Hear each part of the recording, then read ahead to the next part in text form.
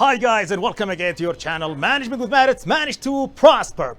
Well guys, in the last session, you know that we started with the third managerial function, which is leading as a part of our first book in the channel, Management 2015 book.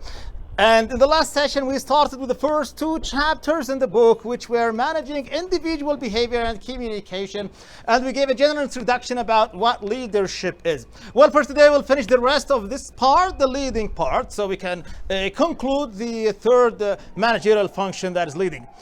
For today, we're going to start first with motivation, and then effective leadership, and finish with the end of chapter case studies and exercises. Well guys, about motivating, everybody of us is motivated differently. So what motivates me is different than what motivates you. So some people are motivated primarily by money. Well, of course, money is an important motivator for everybody, but it's not the primary motivator for all of us. So some of us might be motivated by money, some might be motivated by a nice life, some might be motivated by having fun, whatever. So the motivators are different, and that is the core point of the unit of motivation, that there is no one universal rule or theory that is applicable to all motivation cases. The book gives us traditional motivation theories, especially the Maslow hierarchy of motivation, which is the most maybe popular motivation theory, and several other traditional motivation theories. And then the book gives us some of the contemporary motivation theories. For the contemporary motivation theories, one of the most comprehensive theories in the contemporary part is the expectancy theory. Simply, the expectancy theory is about what you expect from doing a specific thing. So let's say when people work, they work because they expect to get paid. So that's why they are motivated to work. I'm giving it as an example only. The expectancy theory, there is a link made between the effort and finally the individual goals. Well, motivation, guys, in general is divided by the book as the process by which the efforts are energized, directed, and sustained towards achieving specific goals. So the main aspect of any motivation theory and of motivation in general is the efforts. Then from the efforts come the several other things. So in the expectancy theory, there is a link between efforts and performance, which is called the expectancy link, that if I pay specific effort, I will gain specific performance or specific improvement in performance. Let's say if you pay effort in your work, your performance will be improved. Then the second link is the instrumentality link, which links the performance to specific outcomes. Let's say, for example, if your performance improves at work, you will be, let's say, promoted. So that's the instrumentality. And then the last link is the valence. Valence means the effectiveness of the rewards. It links between the outcomes that you reach and the reward that you get, how effective the reward is. So let's say that you got promoted. So what will happen if you get promoted? What is the reward?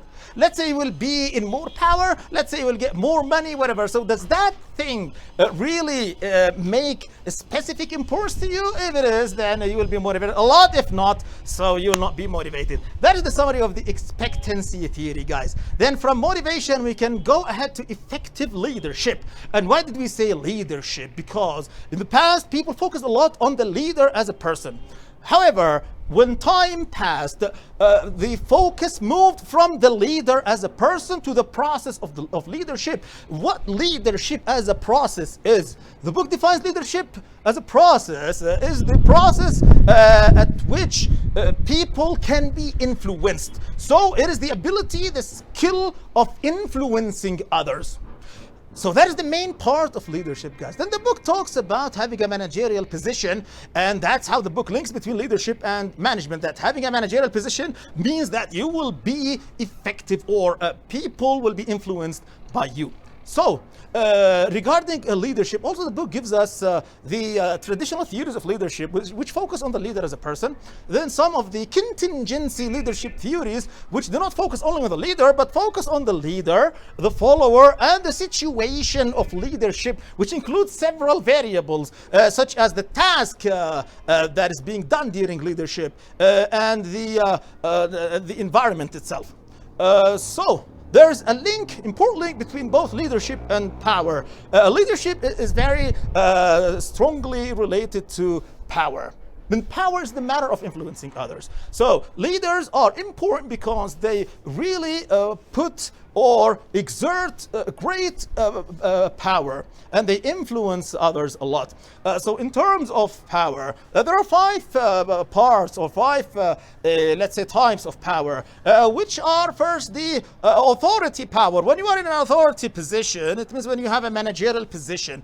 And there is the referent power. It means when people are influenced by you because they really like you, they want to be like you. And there's one of the most important aspects of power that leaders must utilize. And then there's the coercive power. It means the power that leaders have because they can exert coercion, or they can punish the followers. And there's the reward power, that leaders can reward others, and that's why they are in power. And then there's the expert power, the power that you have because you are more experienced than the others. So the effective leaders are the ones who really understand what leadership is, and the ones who can apply the correct leadership style depending on the situation, depending on themselves, depending on the situation, depending on the follower, and the ones who use the several aspects of power wisely and effectively. So that was about today, my friends, the end of our lesson, leadership. Stay with us every Thursday.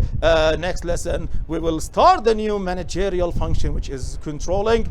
Watch us every Thursday, subscribe to our channel in YouTube, and activate the notifications bell. Follow us and stay with us, participate with us, and share the channel in all our electronic platforms, and Facebook, and the official website MANWIM.com, and the email, and the Instagram. Thanks so much for being with us. See you next Thursday, and goodbye.